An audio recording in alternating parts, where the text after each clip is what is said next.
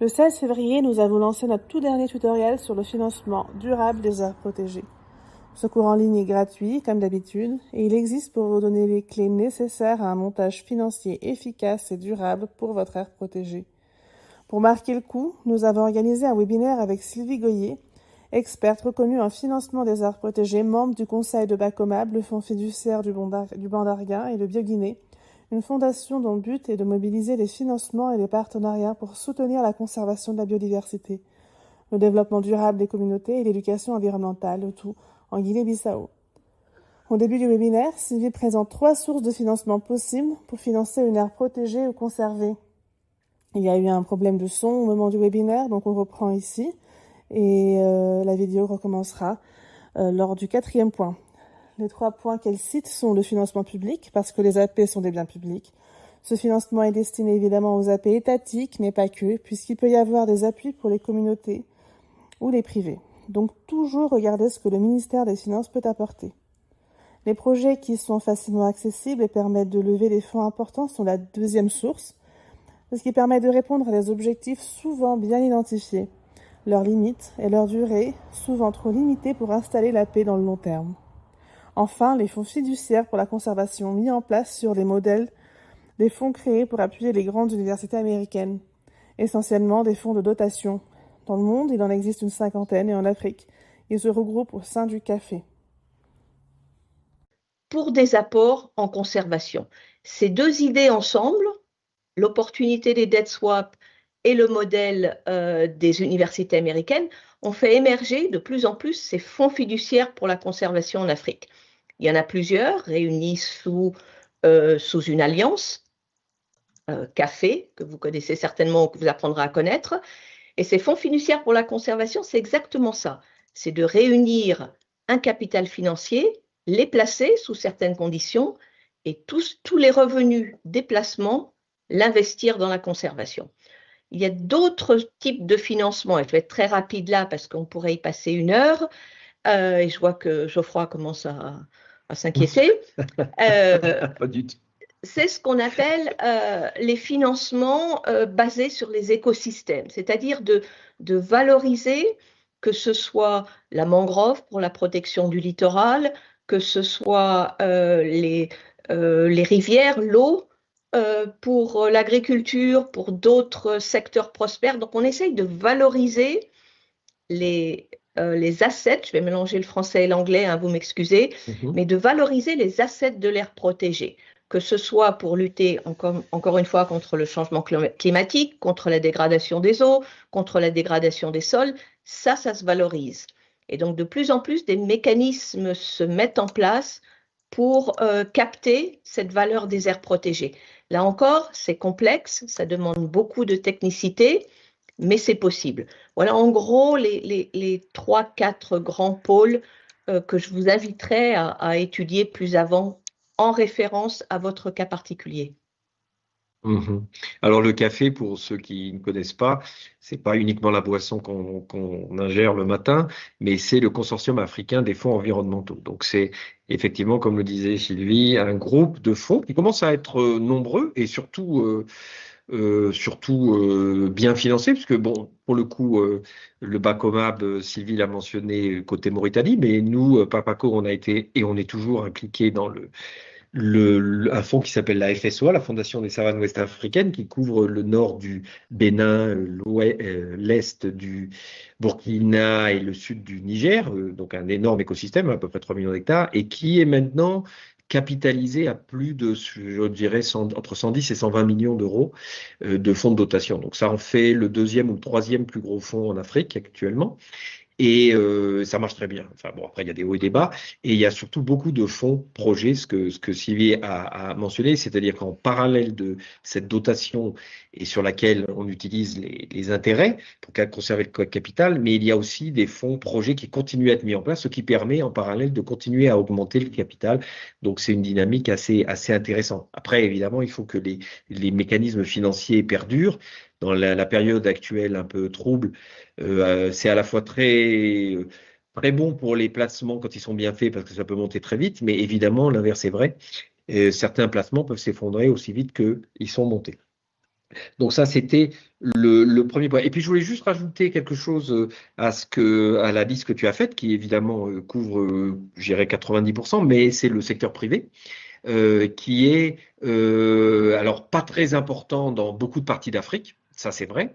Mais comme moi, je suis en Afrique du Sud et que je vis moi-même dans une réserve totalement privée et totalement financée par les privés, le secteur privé, soit indirectement via, par exemple, les projets dont Sylvie a parlé, parce qu'il y a des privés qui financent des projets, et c'était d'ailleurs le cas de la FIBA, hein, c'était des fondations privées, donc le secteur privé peut être un moteur très important, même dans des régions où le privé n'est pas si important pour des raisons de foncières, etc.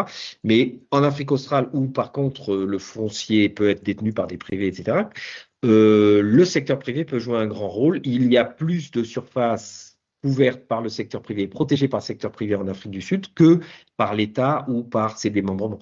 Donc ça fait quand même un acteur, mais il faut que les conditions soient réunies, hein. Je pense que je ne me rends pas bien compte si ça progresse dans le bon sens côté Afrique francophone. Je ne sais pas si tu suis ça de plus près que moi.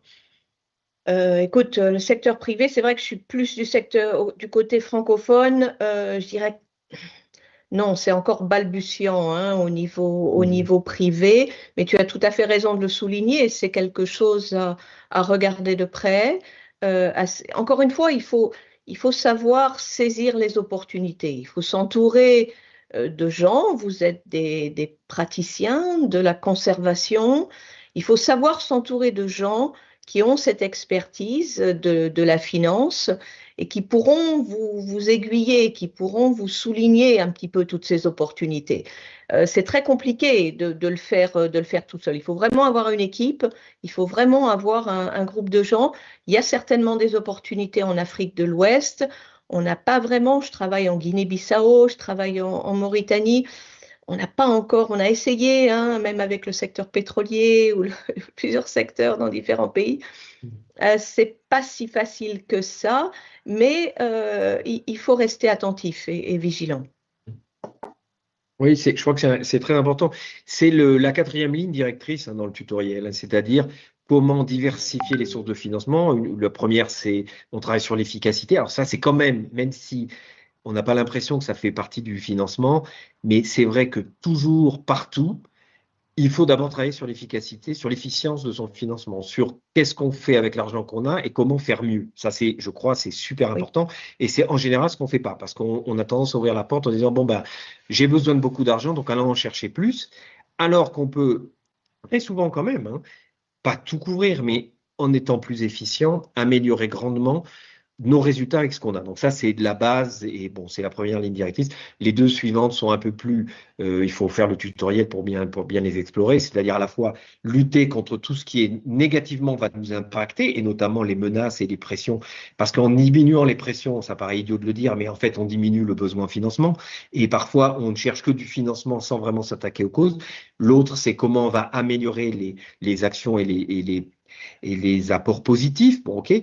Et enfin, la dernière ligne, la bonne pratique, c'est vraiment comment on va chercher d'autres sources. Et je te rejoins exactement. C'est très compliqué pour un gestionnaire d'être omniscient. En fait, c'est même impossible. Et nous tous, on est pareil. Le lundi, il faut faire un comptage des pangolins. Le mardi, il faut s'occuper d'éducation environnementale. Le mercredi, il faudrait répondre au ministre qui a des soucis avec les feux de forêt. Le jeudi, se demander comment on va produire des services écosystémiques dont tu as parlé pour les populations locales, du miel, du bambou, des plantes, enfin, que sais-je. Et le vendredi, il faudrait s'intéresser à savoir comment lever des fonds dans un fonds fiduciaire. Ce sont des compétences complètement différentes, hein, et il faut l'admettre. Et comme tu le dis très bien, particulièrement le financement, je pense qu'il faut être capable de reconnaître ses limites et d'aller chercher des partenaires qui vont aider à identifier les sources, qui vont aider à les classer, qui vont aider à les exclure. Parce que, bon, il y a un sujet que tu as abordé avec les écosystèmes, les services écosystémiques, mais c'est tous les fonds carbone, bleu, machin, bidule. Donc, tous ces trucs qui sont des mécanismes financiers qui peuvent être super compliqués ou pas. Parce qu'en fait, si on connaît quelqu'un qui sait comment les traiter, c'est simple. On a juste à traiter avec une personne.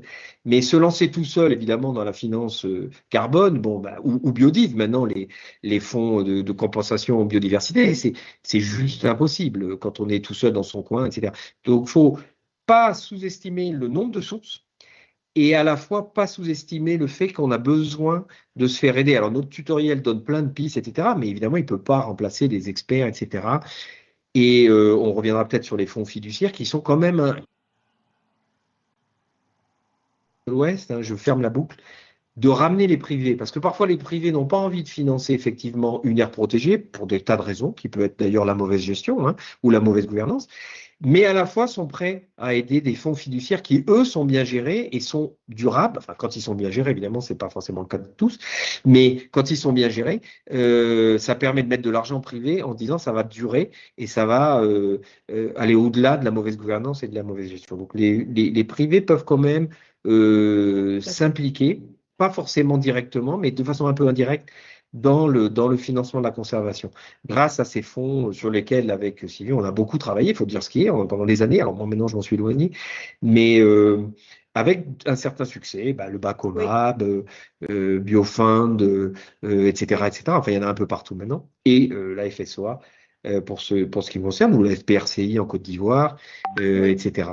Donc, voilà. Juste, c'est peut-être c'est une question qu'on a reçue, hein, mais qui peut paraître du bon sens. Mais en fait, pourquoi est-ce que le financement des aires protégées est particulièrement un challenge en Afrique, ou est-ce que c'est comme ça partout d'ailleurs, hein? Pourquoi c'est un vrai défi? Parce qu'on passe notre temps à dire oui, c'est un défi, mais finalement, quelles sont les causes, les fondamentaux de cette situation? Écoute, un petit peu partout, c'est sûr que, et surtout en ce moment, le financement de la conservation, c'est un petit peu le parent pauvre, hein, même en Europe ou aux États-Unis, en Amérique latine. Par contre, la spécificité quand même, et en Afrique, ce qu'on remarque, c'est que le volet, donc ce premier pilier institutionnel de subvention publique, est souvent très faible en Afrique. Et c'est en général celui en Europe ou dans d'autres régions du monde qui assure un petit peu les priorités, qui assure le régalien de l'aire protégée, qui assure ses missions premières. On n'a pas ça en Afrique. Donc en règle générale, il y en a un petit peu, mais pas au niveau, ces subventions publiques ne sont pas au niveau de ce qu'elles sont, par exemple, en Europe. Donc il faut se battre même pour les missions prioritaires. Et je pense que c'est le principal écueil. C'est pour ça que je soulignais dès le début qu'il faut aller voir, il faut travailler avec le gouvernement, il faut travailler avec les ministères de l'économie et des finances pour vraiment monter son cas et vraiment asseoir la légitimité de l'aire protégée comme valeur de la prospérité du pays. Parce que c'est important. Et le peu qu'on arrivera à faire du côté des subventions publiques sera déjà un élément fort. Le deuxième point, c'est que peut-être, et là, je veux croire que le tutoriel va aider, cette appétence, une certaine familiarité avec les outils financiers, peut-être n'ont pas été inculqués dès le début. On a souvent formé, et moi-même à la FIBA, j'ai formé des gestionnaires d'aires protégées, comme tu le soulignais, pour compter les oiseaux, pour délimiter les aires protégées, etc. On n'a peut-être pas assez travaillé sur ces volets financiers, alors que et c'est peut-être d'autant plus vrai du côté francophone, du côté anglo-saxon, qui a peut-être un intérêt plus prononcé. Le financement ne fait pas peur. Du côté français, du côté francophone, le financement fait un petit peu plus peur. On se dit, oh, c'est d'autres personnes, c'est pas nous. Donc il faut acquérir des compétences et si vous les avez pas, il faut au moins savoir où les chercher. Donc ça, c'est peut-être deux facteurs importants. Et le troisième facteur, je dirais, il faut savoir se vendre. Et ça, peut-être que aussi, et particulièrement du côté francophone aussi, on ne sait pas assez bien vendre nos aires protégées. Ça demande pas simplement des financiers, mais de la com, des gens de terrain qui sont passionnés, qu'on va mettre en avant, qu'on va valoriser. Donc il faut arriver à packager un petit peu ces valeurs ajoutées de l'aire protégée. Et je voudrais souligner juste un petit point quand tu parlais de la typologie, pardon, des différents mécanismes de financement, c'est pas one size fits all, hein, c'est pas n'importe quoi pour n'importe quoi.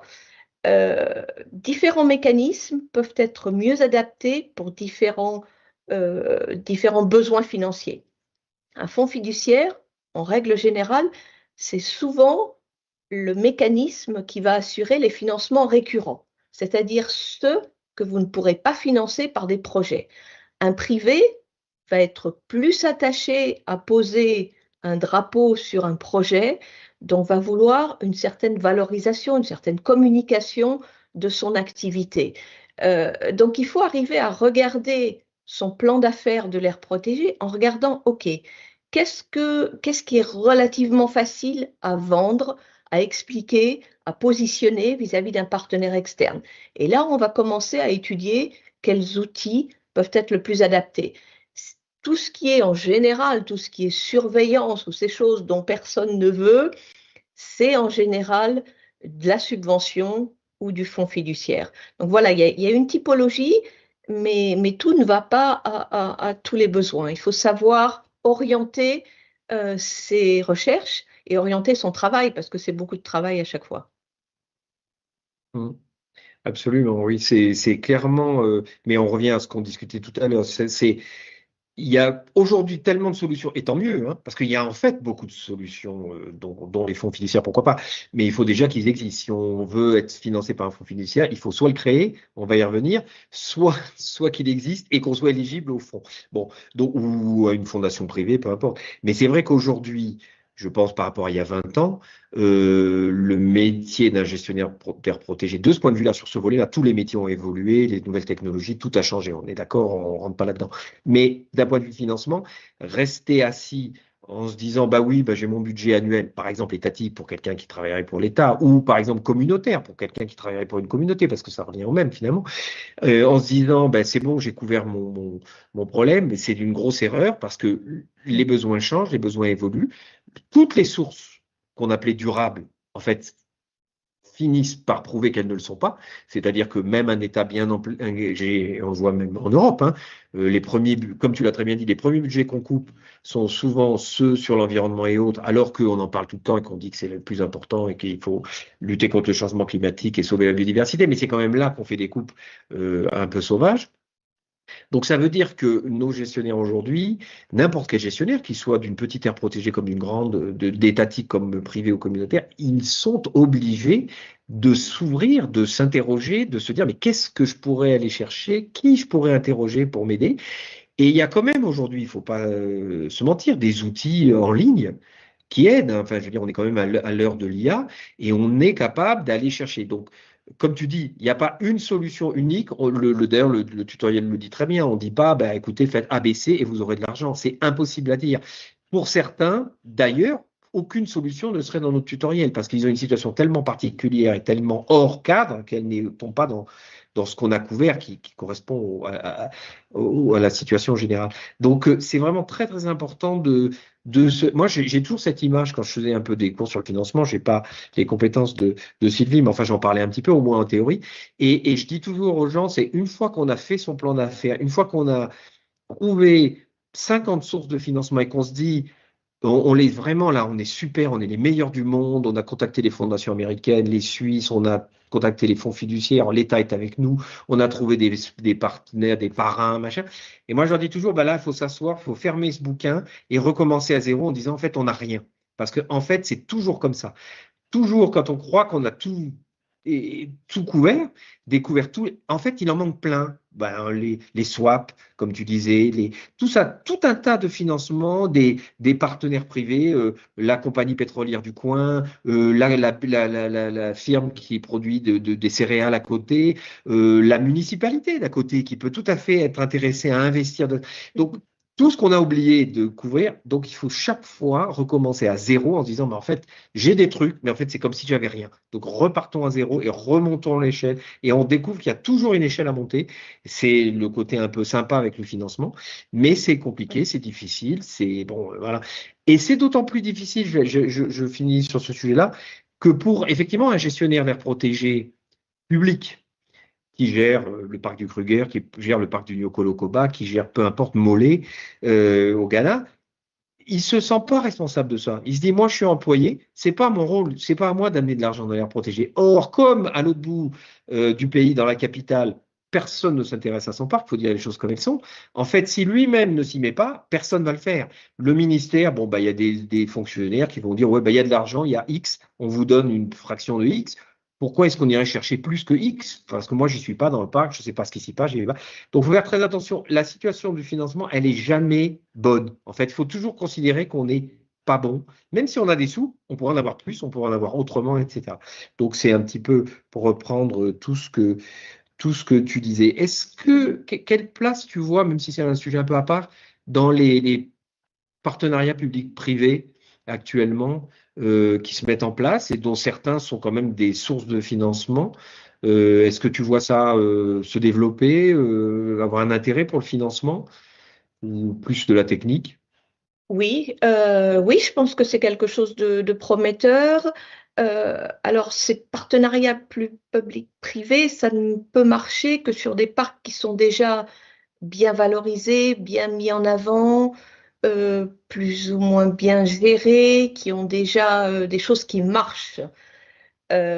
C'est compliqué pour des aires protégées qui ont du mal, qui ont 3 vélos, qui ont pas d'équipement, ça devient compliqué. Par contre, voilà, je vois un certain intérêt et notamment, je dirais, dans des partenariats publics-privés qui ne soient pas que du cash et que de la contribution financière, mais pour du in-kind. Et pour du in-kind en équipement, pour du in-kind en expertise. Là, je pense qu'on aurait beaucoup à développer dans ce domaine-là et que des entreprises de plus en plus sont intéressées à s'associer avec des aires protégées publiques, que ce soit pour des raisons de com interne, de mobilisation, d'image. Il faut faire attention, bien sûr. Mais je regarderais un petit peu plus de ce côté-là, du côté de l'in-kind, du côté de ce qu'on peut arriver à générer. C'est un partenariat, hein, comme tu l'as dit, c'est public-private partnership, c'est vraiment un partenariat. Donc, essayer de regarder d'autres formes, pas d'autres formes, peut-être plus gagnant-gagnant pour les protéger. Mais oui, c'est quelque chose à regarder et de plus en plus, on sent un intérêt et je le cache pas, hein, à Davos encore, tous les ans, les chefs d'entreprise soulignent l'intérêt de leurs entreprises. Alors là, on parle de grosses entreprises, hein, mais pour les ressources naturelles, ils sont bien conscients que leur modèle économique est ancré sur les ressources naturelles. Donc, il faut capitaliser là-dessus, aller voir les privés autour de chez vous en disant, voilà, votre modèle économique est basé sur les terres, sur l'eau, sur les forêts. Faisons quelque chose ensemble qui va permettre de valoriser tout ça. Donc oui, je pense qu'il y a quelque chose à faire et qu'il y a certainement des choses à développer, encore une fois, plus sur le in-kind que sur le financement. Et je pense, mais ça me fait penser à autre chose parce que le in-kind permet de remplacer du financement. Finalement, ils arrivent avec des compétences qu'on n'a pas à aller chercher, Oui. ils arrivent avec du matériel qu'on n'a pas à aller acheter, etc.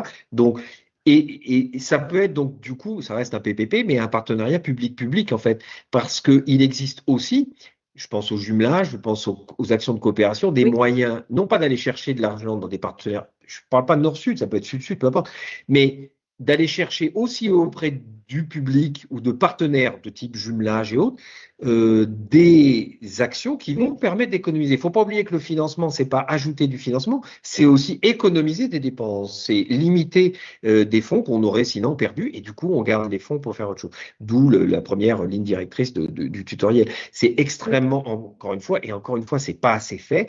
J'ai parlé de l'échelle pour aller chercher encore plus de financement. On n'est jamais au bout de l'échelle, mais c'est pareil avec les économies. On n'est jamais au bout des économies. Ça ne veut pas dire qu'il faut couper tous les fonds et ne plus rien dépenser, mais on est toujours en train de se dire comment est-ce que je peux dépenser mieux pour avoir des fonds pour faire d'autres choses. Et c'est vraiment tellement important ça, et c'est tellement pas fait. Je reviens avec mon exemple du gestionnaire public, enfin on les connaît quand même.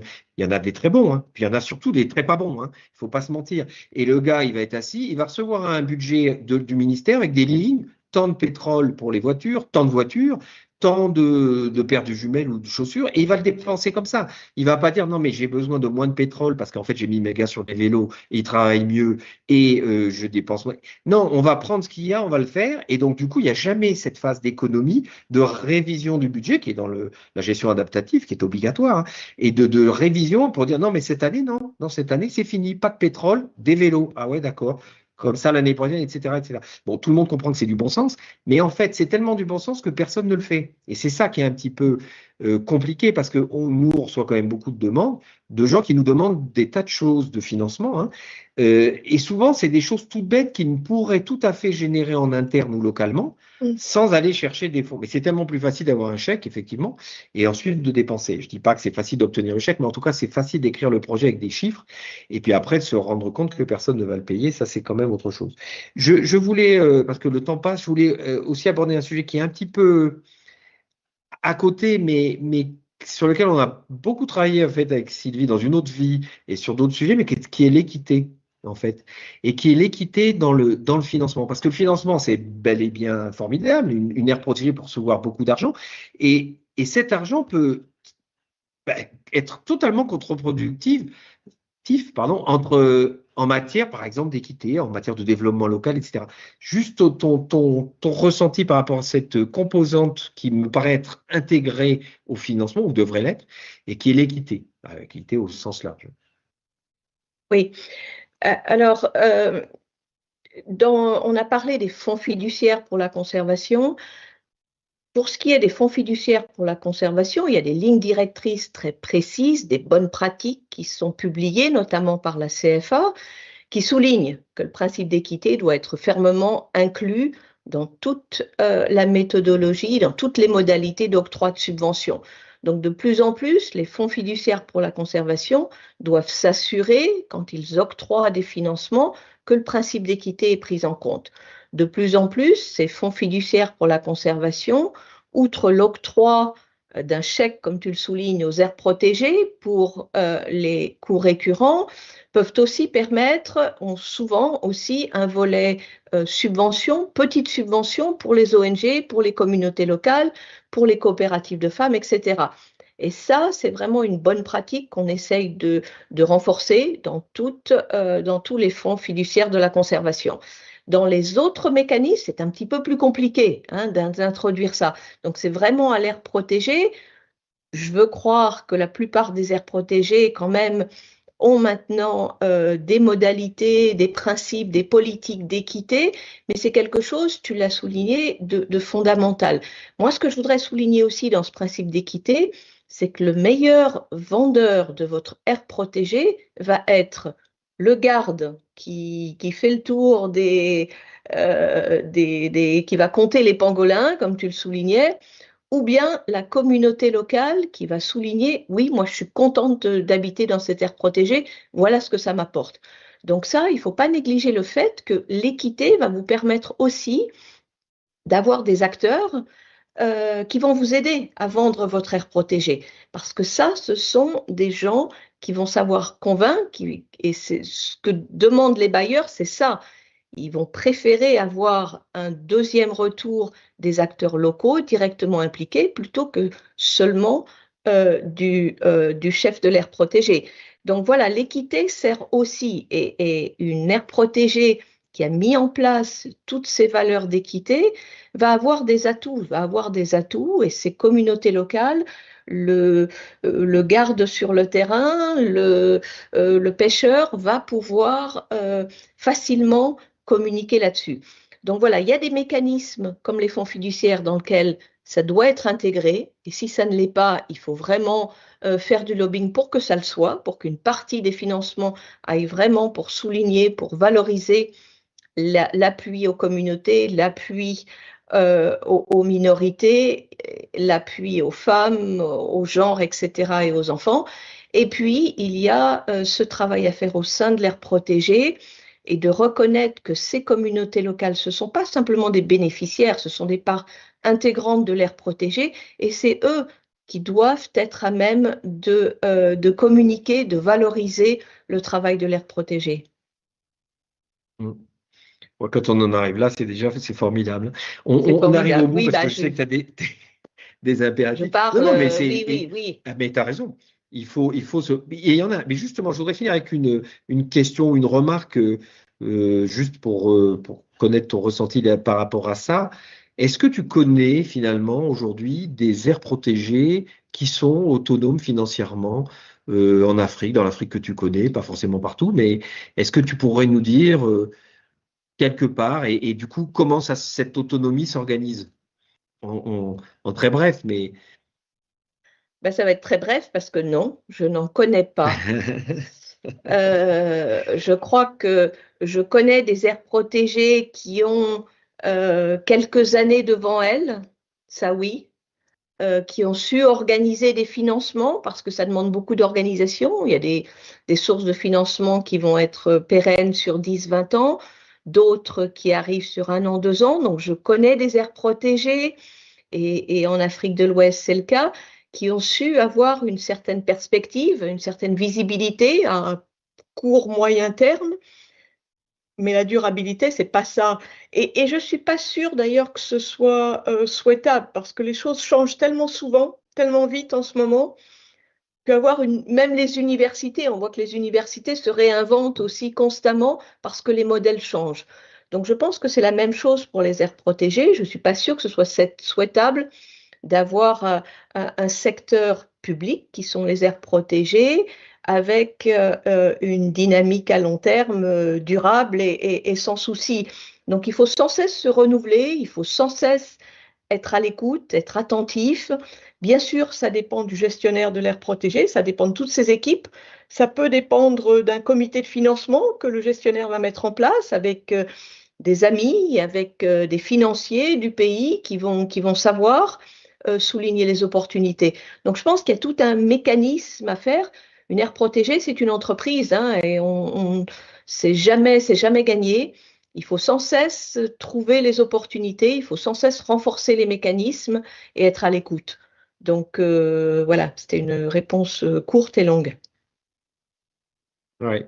Non, mais merci, mais je crois que tu as raison, en fait. Et parfois, on poursuit un peu une chimère en se disant, bah, on va. Mais ça a été aussi le cas quand on travaillait sur les fonds fiduciaires, parce que si tu te rappelles bien, on avait un peu dans l'esprit que tôt ou tard, hein, il y aurait des fonds qui allaient inonder la conservation et que donc plus personne ne se poserait de questions. Mais comme on l'a, je crois, beaucoup souligné là, en fait, ce n'est jamais une situation stable, et c'est normal. Et comme tu dis très bien, tous les secteurs, aujourd'hui plus qu'avant, enfin en tout cas plus vite qu'avant, mais de toute façon évoluent très vite. Et enfin, moi je le vois au quotidien, d'une année à l'autre, les solutions nouvelles arrivent. D'anciennes solutions, par exemple, on parlait avant ce call du multilatéralisme qui s'effondre. Actuellement, ça ne veut pas dire que dans 10 ans, il ne sera pas de retour. Mais c'est vrai qu'aujourd'hui, taper dans des fonds multilatéraux, c'est compliqué parce qu'ils sont eux-mêmes exsangues. Les institutionnels, les bailleurs institutionnels que nous connaissons tous, mais qu'ils soient allemands, qu'ils soient français, qu'ils soient canadiens, sont aujourd'hui relativement exsangues parce que les pays se rapetissent sur eux-mêmes et ont tendance à garder, alors que c'est un investissement pour l'avenir, mais bon, peu importe les discussions qu'on peut avoir là-dessus. Mais il y a d'autres sources qui apparaissent, il y a d'autres partenaires, il y a d'autres sources d'économie. Quand je reviens sur mon dada, mais grâce aux nouvelles technologies, on n'est plus obligé d'avoir des experts pour mener vos comptages, alors qu'il y a des tas de logiciels qui peuvent vous faire les statistiques sans que vous ayez besoin d'un expert, etc. Donc, ben voilà, je pense que c'était la bonne conclusion. La durabilité, ça peut être évidemment, c'est vers 50 ans, mais en fait, elle n'est jamais durable. C'est avoir un horizon suffisamment long pour que la gestion puisse continuer et en permanence se réinventer et réinventer d'autres choses et se développer. Je crois que c'est ça le financement des aires protégées. C'est un petit peu ce qu'on pousse dans le tutoriel. C'est jamais acquis, c'est toujours en développement. Donc, à cette question qui a été posée par un auditeur, est-ce qu'elle peut être autonome financièrement de façon durable? Oui, si elle continue à travailler, en fait. Et non, si elle s'arrête en pensant que c'est fait, c'est la fin. Je te laisse le mot de la conclusion. Je ne sais pas si c'est le mot de la conclusion, mais juste rajouter, parce que je ne voudrais pas que les auditeurs aient l'impression que tout ce travail de financement durable des aires protégées, c'est contraignant, c'est pénible. C'est aussi super intéressant. Et toutes ces opportunités, il y en a plein. Il faut arriver à sortir de son petit précaré, arriver à sortir, aller voir d'autres gens, parce qu'il y a des compétences de l'extérieur. Il y a de plus en plus d'approches systémiques. C'est fini de dire que la conservation est à droite, les entreprises à gauche. Il faut savoir travailler ensemble. Donc, c'est aussi follement excitant, intéressant d'étudier ces mécanismes, de trouver des solutions. Des fois, ça marche, des fois, ça ne marche pas. Mais moi, j'ai trouvé, en tout cas ces 20 dernières années, beaucoup de plaisir à essayer de travailler sur ces sujets-là, à travailler avec des gens que je ne connaissais pas avant. Et je voudrais encourager les auditeurs à être ouverts et à voir ces mécanismes de financement aussi comme quelque chose de très challenging et de follement intéressant. Voilà. Je ne sais pas si c'est le mot de la fin, mais je voudrais aussi souligner que, et je l'ai dit plusieurs fois, il faut s'entourer, il faut pas, vous n'êtes pas tout seul. Tout le monde cherche du financement, or il y en a plein. Donc il faut arriver à s'entourer, à travailler ensemble et encore une fois à avoir de l'initiative, de l'innovation. Ce ne sera pas facile, c'est jamais facile. Mais comme tu le soulignais aussi, avoir une bonne connaissance de son aire protégée, de ses contraintes, de ses conditions, qu'est-ce qu'on peut faire, qu'est-ce qu'on ne peut pas faire, avec qui, comment. Ce genre de mettre à plat un petit peu toutes ces données est important avant de se lancer, pour ne pas être frustré dès le début. Mais c'est le tutoriel pour ça. Je vais avoir le mot de la conclusion du coup, mais tu l'as presque fait comme ça. Le tutoriel va être ça parce que non seulement bon, il y a la théorie du cours. Alors on s'amuse dans le tutoriel à créer un plan d'affaires pour un parc fictif, hein, un parc côtier d'ailleurs, moitié marin, moitié terrestre. Et donc c'est assez amusant, quelque part un peu ludique. Ça permet de comprendre comment on traduit un concept en quelque chose. Alors évidemment, c'est pas forcément adapté à la réalité de chacun. Si on est en forêt tropicale dense, bon, on va pas s'y retrouver, mais on trouvera d'autres exemples. Donc, mais ce que je veux dire par rapport à ta remarque, il faut s'entourer. Du coup, cette formation, elle va générer un forum, elle va générer des dizaines, des centaines. Je vous l'ai dit, il y a déjà 400 inscrits en une semaine. Donc, d'ici quelques semaines, il y aura quelques milliers d'apprenants. Et ce forum, c'est aussi une grosse part de la qualité des tutoriels ou des MOOC, hein, qui est que là, du coup, vous pouvez commencer à partager. Vous n'êtes pas en compétition, vous êtes sur un forum dans lequel vous pouvez dire, ben voilà, moi j'ai tel problème, je ne vois pas qui voudrait financer la surveillance maritime de mon parc ou la création de routes ou la mise en place d'un suivi par drone. Et quelqu'un va dire, ah ben moi j'ai eu un soutien par telle et telle entreprise, par telle et telle boîte, par tel et tel acteur, et c'est l'occasion. Donc cette espèce de forum qui va se créer petit à petit, qui commence, hein, c'est l'occasion de faire exactement ce que tu dis, parce que c'est bien gentil de dire aux gens, bah, il faut que vous vous entouriez, mais il faut encore trouver les gens pour s'entourer. Mais là, via le tutoriel, il y aura cette communauté, et au-delà de ça, autour de nous, MOOC, hein, on a, rien que sur la page Facebook, on a 20 000 et quelques étudiants qui sont là. Donc, n'hésitez pas à utiliser ces canaux, ces réseaux qui sont les nôtres, mais qui sont surtout les vôtres, pour aller chercher de l'info, aller poser des questions. Il n'y a aucune mauvaise question, hein. Ça nécessite quand même d'avoir travaillé avant, hein. Il ne s'agit pas de poser la question voilà, je gère un parc, comment je peux trouver des sous? Parce que ça, c'est la mauvaise question, ça évidemment.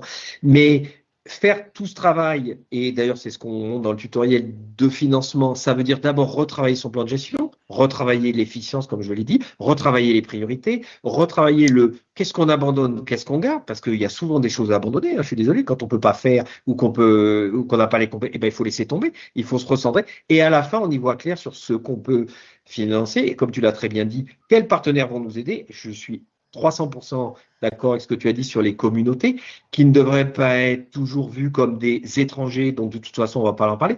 C'est les meilleurs vendeurs de la conservation dans une aire protégée. Quand il y a des communautés, parfois il n'y en a pas, parfois le parc est isolé, etc. Mais quand il y a des relations avec les communautés, si vous êtes capable de démontrer que vous avez de bonnes relations avec vos communautés et qu'elles vous soutiennent, mais vous avez fait 80% du chemin, hein. Et je termine là-dessus pour une note très positive. Je pense que Sylvie et moi, on partage la même philosophie. Un bon projet trouve toujours un financement. Ça n'existe pas autrement.